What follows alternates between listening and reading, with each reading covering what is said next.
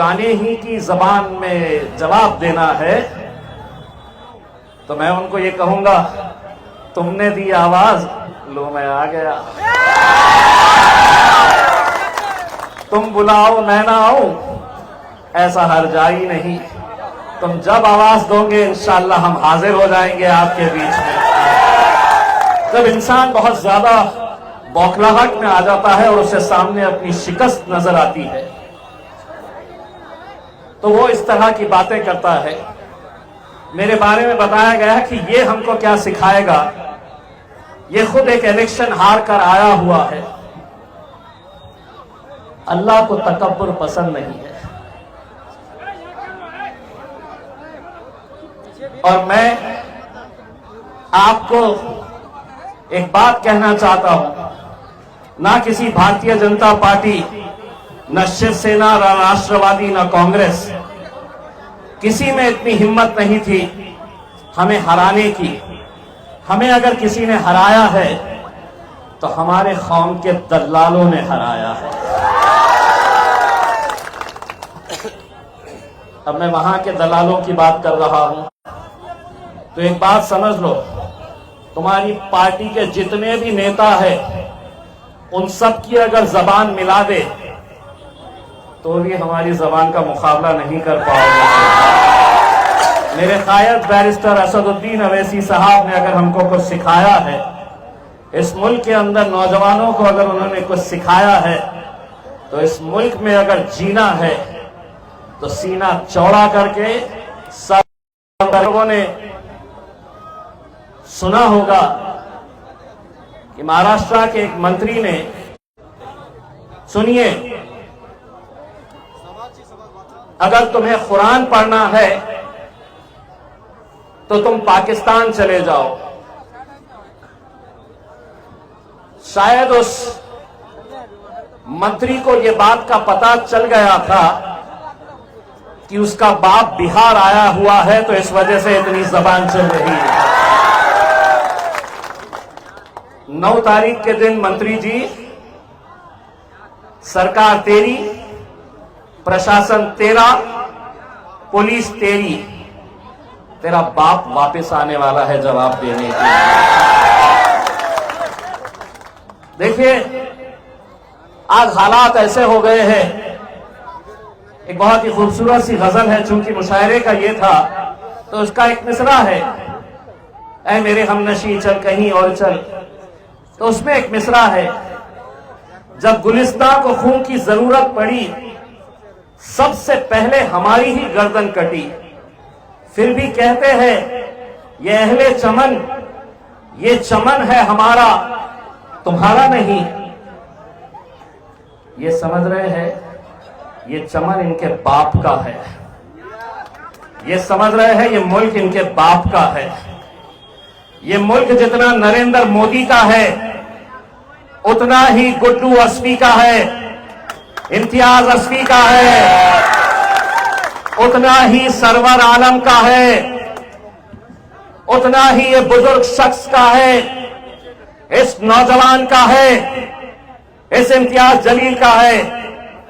लेकिन हो ये गया है कि हर रोज कोई ना कोई उठता है, कोई ना कोई ऐसा बयान देता है और समझता है कि अब ये मुल्क के मुसलमान, चाहे वो कांग्रेसी हो, आरजेडी के हो, जेडीयू के हो, समाजवादी पार्टी के हो, कांग्रेस के हो, किसी के भी हो, ये हम बोलेंगे तो ये खामोशी से सुन लेगा।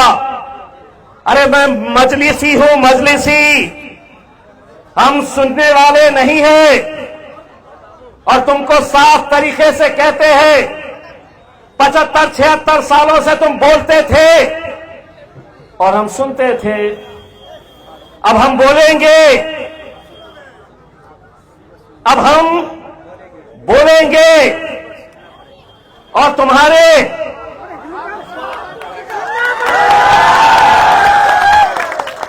आधा मैं आधा आप, वरना ये कैमरा रिकॉर्ड कर रहा है। मास्टर जी पुलिस स्टेशन चले जाएंगे, बोलेंगे इसके ऊपर केस करो। मास्टर साहब कर सकते हैं ऐसा कि इन्हें आके भड़काऊ भाषण देकर गया है, तो आधा मैं बोलूंगा आधा तुम बोलना, ना मेरा कुछ करते हैं ना तुम्हारा कुछ घंटा उखाड़ सकते हैं। तो मैं बोलूंगा ये मुल्क तुम्हारे, ये पीछे से बोल रहा बाप का नहीं है, बाप की जागीर नहीं है, बोलो सीधे से, ये तो मुल्क तुम्हारे। अब मास्टर तुम पूरे भी जाकर अगर बैठ गए पुलिस स्टेशन में कि इस पे केस करो, तो पुलिस वाला बोलेगा बाबा जी का ठुल्लू लो, नहीं होता केस। इसने आधा बोला आधा इनने बोला, न मेरा कुछ गया न तेरा कुछ गया, जिसको बात पहुंचानी थी पहुंच गई है। मेरे भाई, मैं आज आप लोगों के बीच में हमारे छोटे भाई सरवर आलम साहब के लिए मैं आया हूं। 11 तारीख के दिन ये इलेक्शन होना है और मुझे मालूम है कि अब कोचाधामन के अंदर कैसी कैसी साजिशें चल रही है। हमें अंदर की एक खबर ये मिली है कि आरजेडी और जेडीयू ने एक समझौता किया है और उसमें ये तय कर रहे हैं कि हम किसी एक के पीछे रहेंगे ताकि हम दोनों में से किसी एक का उम्मीदवार जीतकर आए। किसी भी हालत के अंदर मजलिस ने यहां से जीतना नहीं चाहिए। सीमांचल से असदुद्दीन अवैसी कामयाब नहीं होना चाहिए। ये तमाम सियासी पार्टियां जो वैसे तो आपस में दुश्मन है, कट्टर दुश्मन है, लेकिन जब हमारी बात आती है तो सब एक दूसरे से हाथ मिला लेते हैं। वो इसलिए ये कर रहे हैं, वो किस लिए ये साजिश रच रहे हैं, क्योंकि उन्हें मालूम है कि 2025 के अंदर अगर सीमांचल की, बिहार की आवाम असदुद्दीन अवैसी को जिताती है यहां पर ज्यादा से ज्यादा सीटें, तो वो भी अच्छी तरह से जानते हैं और हम भी अच्छी तरह से जानते हैं कि 2029 का जब इलेक्शन होगा, हिंदुस्तान में मजलिस की सबसे ज्यादा सीटें अगर किसी राज्य से चुनकर आएगी तो वो मेरे बिहार से चुनकर आएगी। उन्हें मालूम है ये सब मुमकिन है, तो अभी बहुत सारी साजिशें रच रहे हैं। लेकिन मैंने आपको जैसा बताया, मैं अक्सर ये बात कहता हूं कि मुसलमानों को गैरों से ज्यादा खतरा अगर किसी से रहता है, बड़े अफसोस के साथ कहना पड़ता है कि मुसलमानों को हमेशा मुसलमान ही हराते हैं। ये सच्चाई है और उसकी जिंदा मिसाल अगर किसी को देखना है तो ये तुम्हारा बेटा, तुम्हारा भाई इम्तियाज जलील खड़ा हुआ है, जहां पर 3 सत्ताधारी पक्ष की पार्टियां एक साथ मिलकर इलेक्शन लड़ रही। मेरे विरोध में भारतीय जनता पार्टी का एक उम्मीदवार करोड़पति पानी के जैसा पैसा बहा रहा था। भारतीय जनता पार्टी, शिवसेना, राष्ट्रवादी कांग्रेस, एनसीपी, ये तीनों का गठबंधन था। इम्तियाज जलील अकेले मजलिस के नाम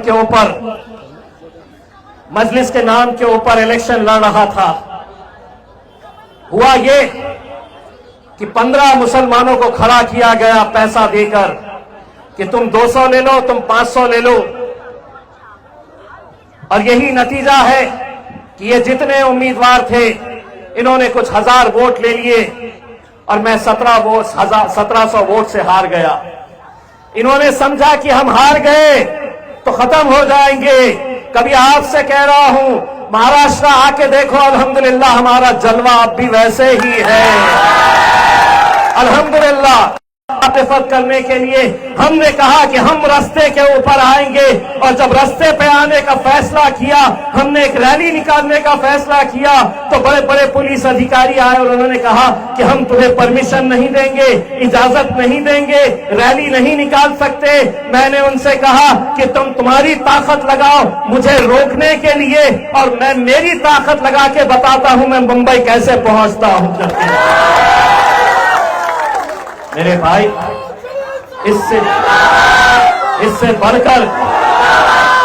इससे बढ़कर और क्या चाहिए? मस्जिदों को निशाना बनाया जा रहा।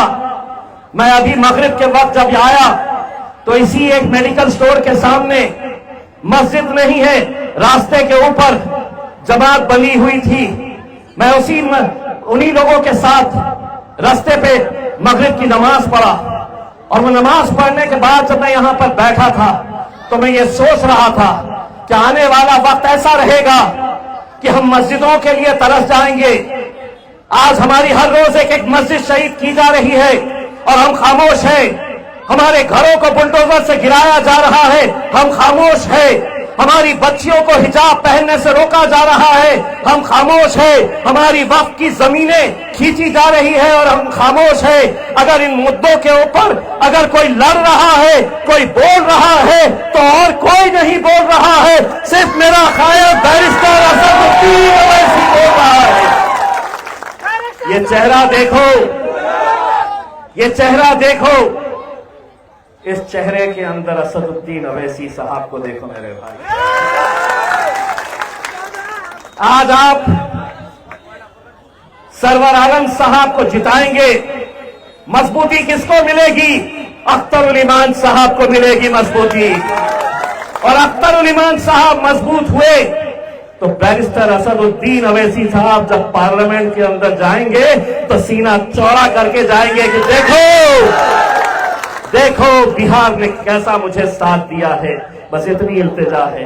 5 नंबर का बटन है, सुबह 7 बजे लाइन में खड़े रहना है।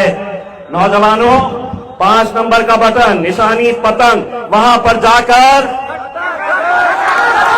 ठगाठक ठगाठक ठगाठक 14 तारीख के दिन नतीजे आएंगे।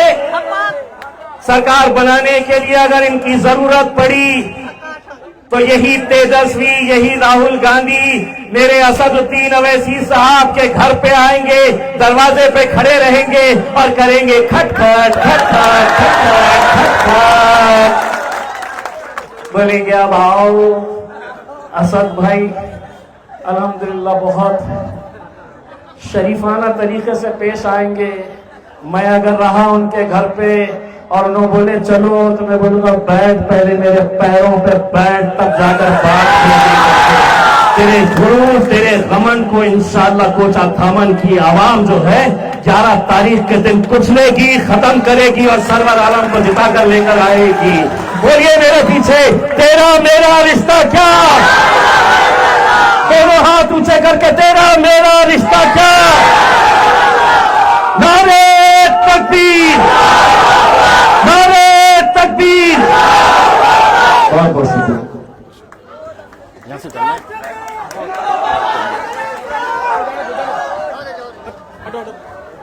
बहुत बहुत शुक्रिया।